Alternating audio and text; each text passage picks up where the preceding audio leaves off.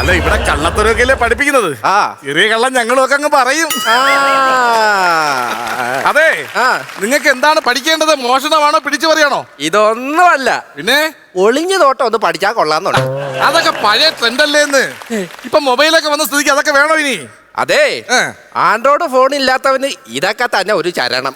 അപ്പൊ നീ പറഞ്ഞു വരുന്നത് നിന്റെ തോന്നിയ അവസരത്തിന് ഞാൻ കൂട്ടുവരണം. അതെ അതെ, വെച്ചിട്ട് പോടാവുന്നു.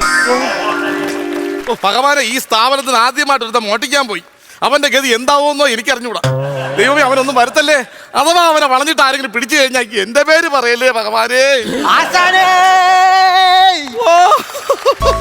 എടാ പൊന്നു പോരെ, ഒന്നും പറ്റില്ലല്ലേ? ഇല്ല. രക്ഷപ്പെട്ട്. എടാ, നിന്റെ കന്നി മോഷണം എങ്ങനെ ഉണ്ടായിരുന്നടാ? ഞാനൊരു കോടീശന്റെ വീട്ടിൽ ചെന്ന് കയറി. അയ്യോ, അപ്പൊ വല്ലോ തടഞ്ഞു കാണും. 5 പൈസ കിട്ടിയില്ലെന്ന്. എടാ, എന്ത് കഷ്ടമെന്ന് നോക്കണേ. ഞാൻ ഇവിടെ നല്ലി പോയത്. നിങ്ങൾ എന്റെ ആശാനല്ലേ. ഞാൻ വെറും കൈയോടെ വരുവോ? അത് എനിക്കറിയാടാ. നോക്കട്ടെ. ഡേയ്, മാലയാണോ? പത്തോന്റെ മാലയാണോ? അല്ല. പിന്നെ രക്തങ്ങൾ പതിച്ച വല്ല ആഭരണങ്ങൾ വല്ലതും? അല്ല. എടുപെട്ടെന്ന് കുഞ്ചി. എടാ, ഇത് എന്തിനാ ഇങ്ങോട്ട് കൊണ്ടുവന്നത്? ആശാനെ, ഇത് വീട്ടിൽ വെച്ചാ പണം വന്നു കയറും. നമുക്ക് ഇതിവിടെ വെച്ചാ പോരെ, പണം ഇഞ്ഞു വരത്തില്ലേ? അടി. ജോലി ചെയ്യാതെ പൈസ ഉണ്ടാകണല്ലോ. വേറെ ഒന്നും കിട്ടിയില്ലല്ലോ നിനക്ക്? എനിക്കറിയാം നിങ്ങൾ ഇത് ചോദിക്കൂ. വേണ്ട, വരുന്ന വഴി ഒരു കടയുടെ CCTV കൂടെ അടിച്ചോണ്ടാ ഞാൻ പോരുന്നത്. അയ്യോ, മാറ്റി വൈ. എന്റെ മൊബൈൽ അതിനകത്ത് പതിയെ വന്ന്. എന്നെ പോലീസ് പിടിക്കൂടാ. ഇതിനകത്ത് വയർ കൊടുത്താലേ കണക്ട് ആവത്തുള്ളൂ. ഇത് എന്തോന്ന് പറഞ്ഞ? CCTV. എടാ, ഇതിന്റെ CC മാസാമാസം നീ നടക്കും. അത് നിന്റെ അച്ഛൻ ചെന്ന് അടയ്ക്കണത്. എന്റെ ഫോണിന്റെ EMI പോലും നീ അടയ്ക്കാൻ പറ്റിയില്ല. കൊണ്ട് കളടാ. ഒരുത്തനെ അഡ്മിഷൻ ഇവിടെ കൊണ്ടുവരുന്ന പറഞ്ഞില്ലായിരുന്നു എന്റെ കൂട്ടുകാരൻ.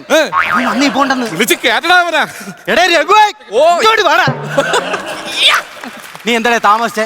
ഒന്നും പറയണ്ടളിയാ. ഞാൻ വാഴത്തി വെച്ചില്ല, എന്തെങ്കിലും പറയടാ. ഞാൻ പറഞ്ഞിട്ടേ വരാവൂ.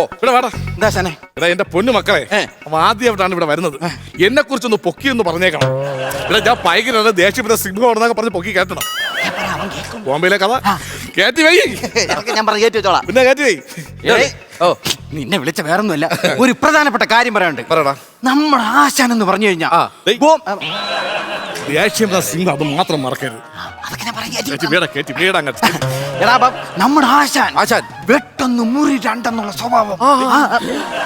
ഇനി വന്നാണ് ബോംബെ രണ്ടാമത് പറഞ്ഞാൽ മതി. അത് കയറി പറയല്ലേ? പറഞ്ഞോളാം. മീറ്ററിൽ പറയണേ. നമ്മൾ എവിടെ നിർത്തിയത്?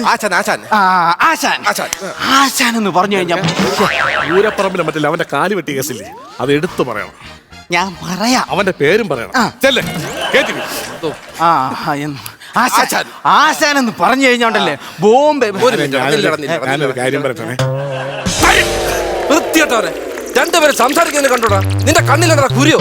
ഒരു മര്യാദ കണ്ടോടാ. അളിയൻ പറയല്ലേ ആശാന്റെ? ആശാനെടാ നീ പഠിച്ചത്.